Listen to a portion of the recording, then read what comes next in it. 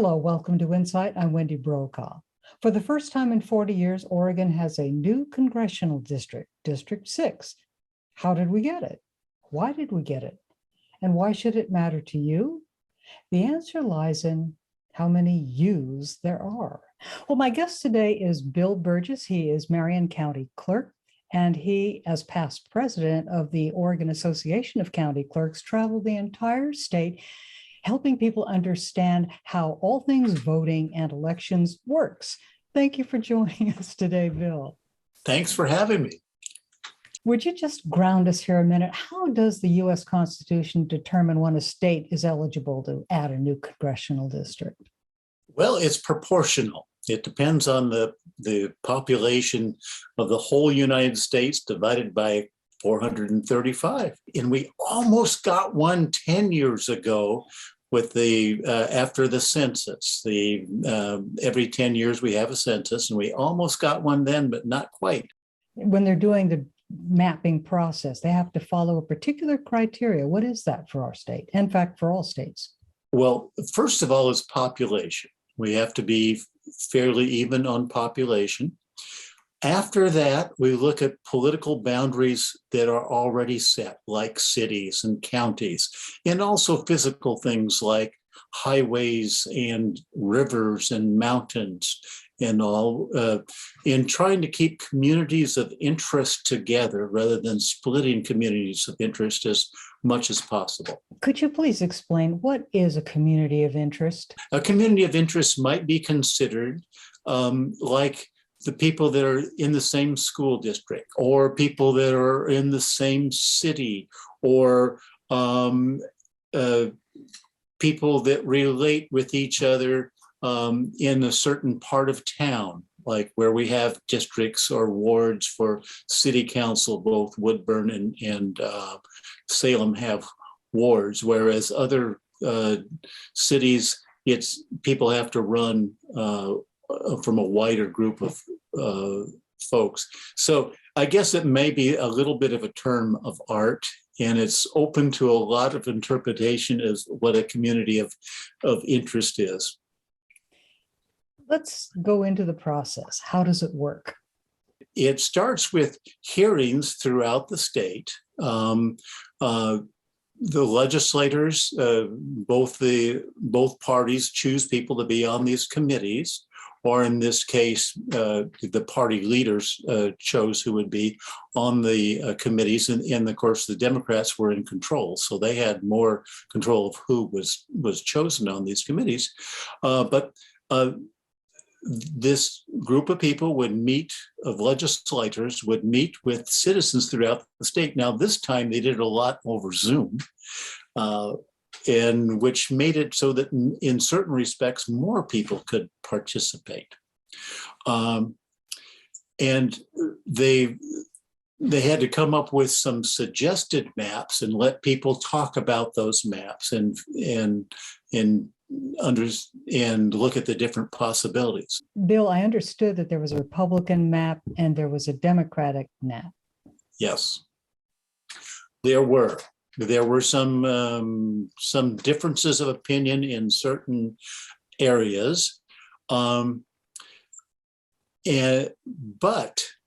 for the most part, they settled on a map so that it wouldn't have to go to the Secretary of State for the Secretary of State to decide.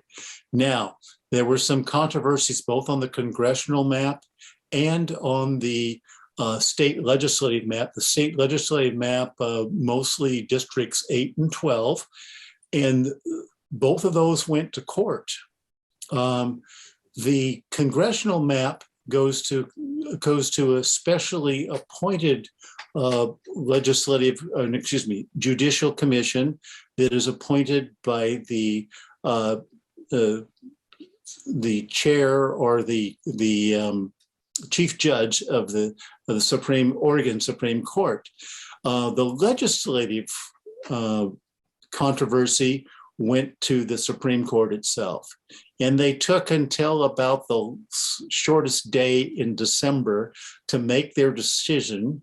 And luckily, with their decision that the maps would not have to be changed, we were able to go ahead and start doing our work on the precinct level and the city ward level and the school district, sub-district levels, and all the different things that had to be done so that we could, by the middle of February, be ready for this particular election.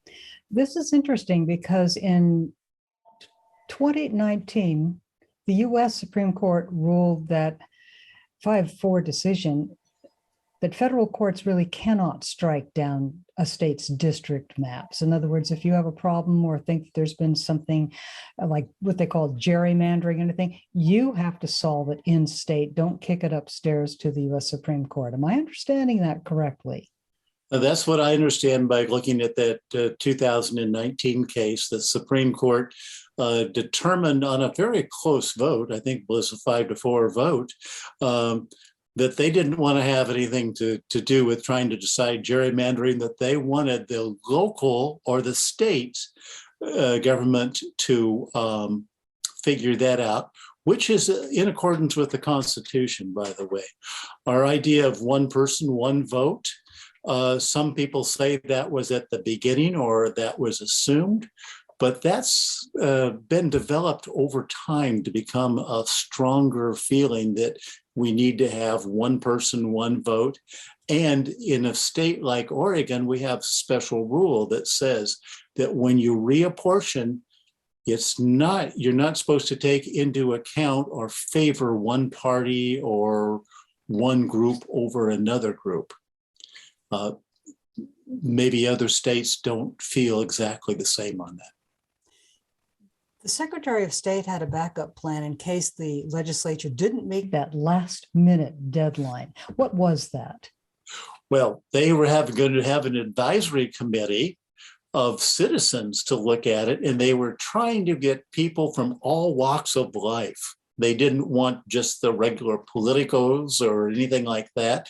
They were working really hard to have a cross section of normal everyday citizens help determine that who would where those lines would be. And I think they had like over 700 people applied to be on this. Since the legislature was able to come to an agreement, the Secretary of State's backup plan or backstop plan, she called it, did not go into action. But it certainly is a good standard for the future.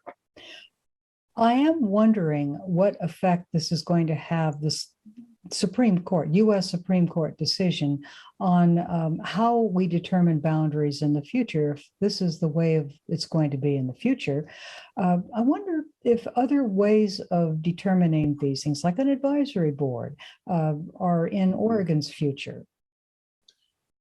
Possibly. I know that there was some talk about that. Some people through the League of Women Voters and other groups were looking at doing that and maybe even putting it on the ballot.